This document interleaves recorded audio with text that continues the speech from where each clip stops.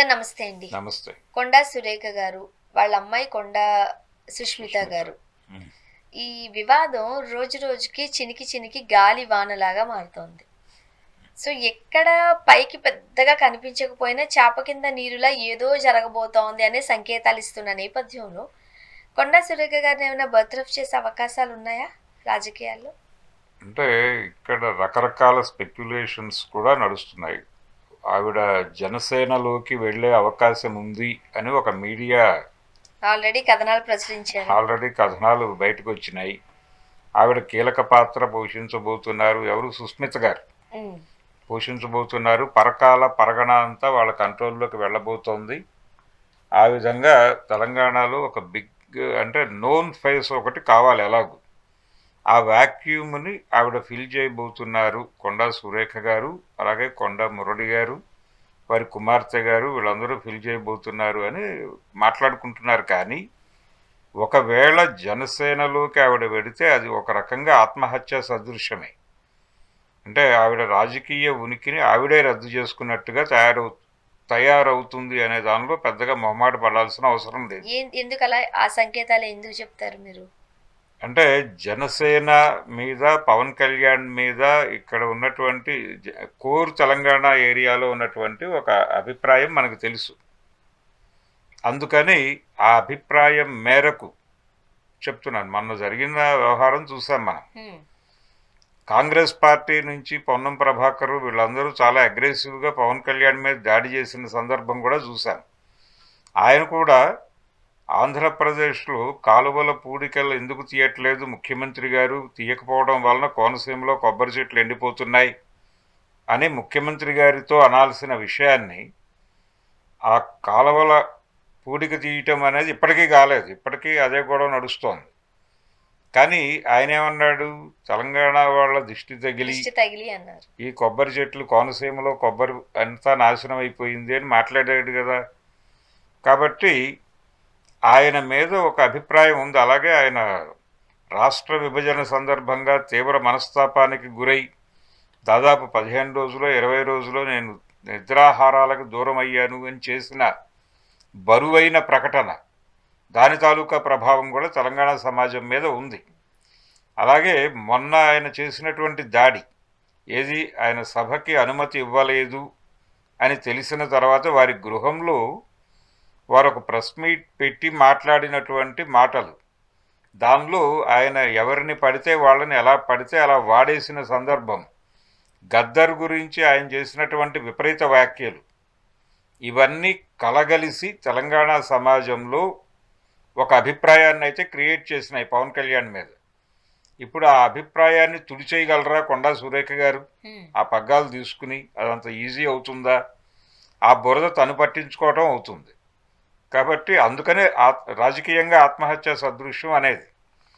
So ఆ నిర్ణయం వాళ్ళు తీసుకుంటారని నేనైతే అనుకోవడం లేదు. ఇది బయట జరుగుతున్న స్పెక్యులేషనే.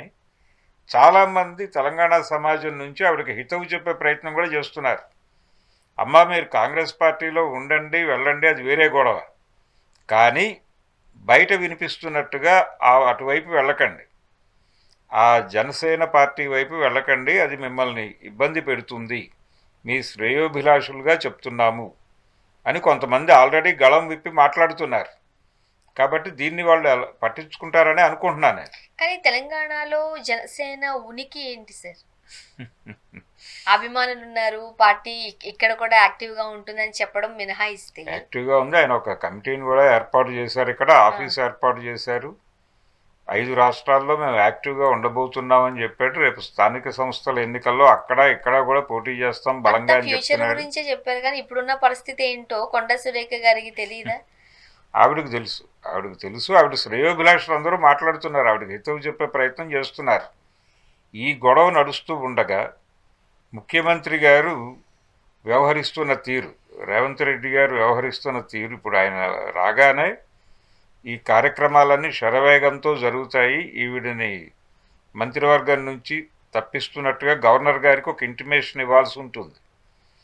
ఈ కార్యక్రమాలు, ఈ టెక్నికల్ ఇష్యూస్ అన్నీ అయిపోయిన తర్వాత ఆవిడని పార్టీ నుంచి కూడా సస్పెండ్ చేసే ఛాన్సెస్ ఉన్నాయి అనేది వినిపిస్తోంది.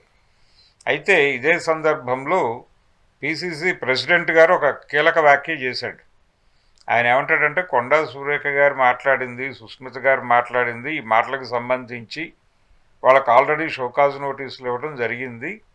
ఆ సమాధానాలు వచ్చాక ఆ గొడవ ఏమిటో పరిశీలిస్తాం, దాని మీద చర్యలు ఉంటాయని చెబుతూనే సీఎం గారి మీద కూడా మాట్లాడాడు ఆయన. ఈయన వెళ్ళిన ప్రతి చోట అభ్యర్థుల్ని ప్రకటిస్తున్నాడు. ఈ అభ్యర్థుల్ని ప్రకటించడం అనేది పార్టీ నిర్ణయంగా జరగాలి, సీఎం గారి నిర్ణయంగా అక్కడ ప్రకటించడం కాదు. పిసిసిలో ఒక చర్చ జరిగి ఆ అవుట్కమ్ ఇక్కడి నుంచి వెళ్ళాలి. ఆయన ఈ ప్రోటోకాల్ని దాటి వ్యవహరిస్తున్నారు, అది కరెక్ట్ పద్ధతి అని నేను అనుకోవడం లేదు అని కూడా మాట్లాడాడు. మరి దాన్ని కూడా పట్టించుకోవాలి కదా సీఎం గారు.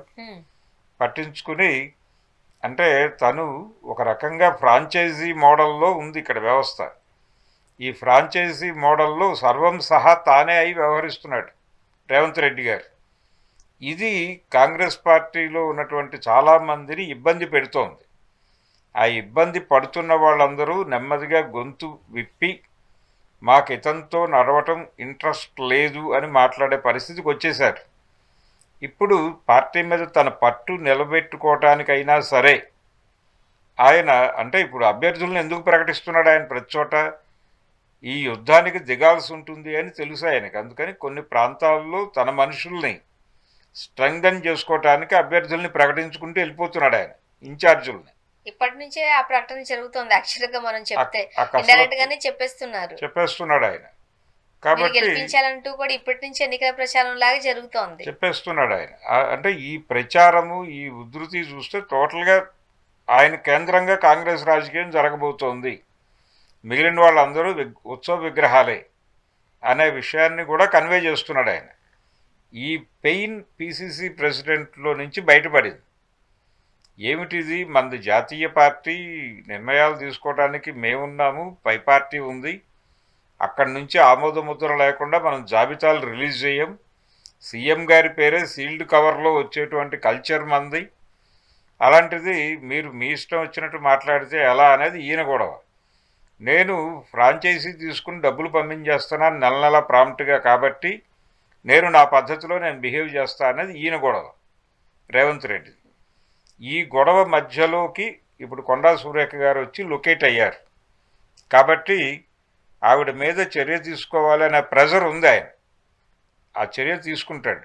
కొండా మురళి గారు కూడా ఆయన నోరు విప్పాడు మీడియా ముందుకు వచ్చి, ఆయన ఏం చర్యలు తీసుకుంటాడో తీసుకునేవ్వండి, తీసుకున్న తర్వాత మేమేమిటో చూపిస్తాం అన్నాడు. కాబట్టి ఒక యుద్ధం జరగబోతోంది పరకాల పరగణాలు. ఆ యుద్ధానికి సిద్ధపడిపోయాడు రేవంత్ రెడ్డి గారు కూడా, తన శక్తుల్ని సన్నద్ధం చేసుకుంటున్నాడు. అంటే ఒక రకంగా చెప్పండి, సుష్మిత గారి వ్యాఖ్యల పట్ల వీళ్ళిద్దరిలో ఎవరో ఒకరు అట్లా ఏదో అన్నారులే ఈ ఉద్దేశంతో, ఇట్లా ఏమైనా కాస్త సంజాయిషి ఇచ్చుకునేలా ఉండుంటే వేరేలా ఉండేదేమో.